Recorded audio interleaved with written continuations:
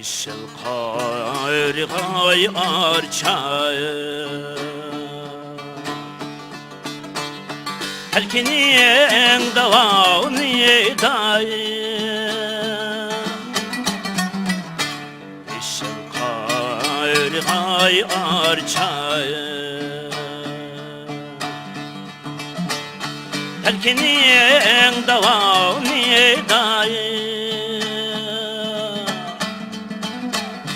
Ben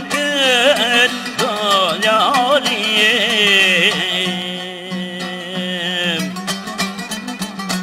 Azat et aman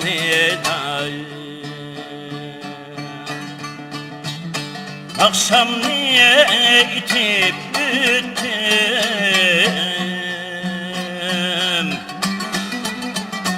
Azat et aman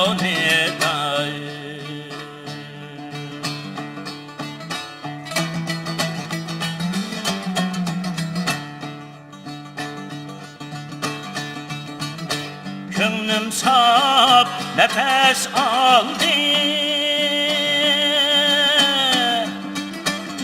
Terkinin havasıydı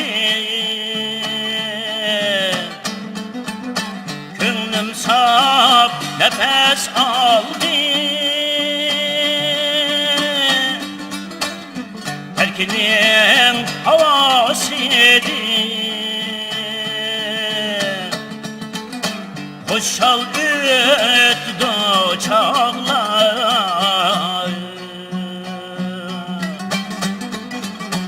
Bulbullar havasıydı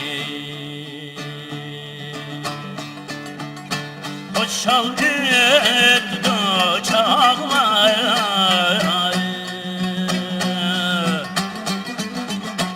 Bulbullar havasıydı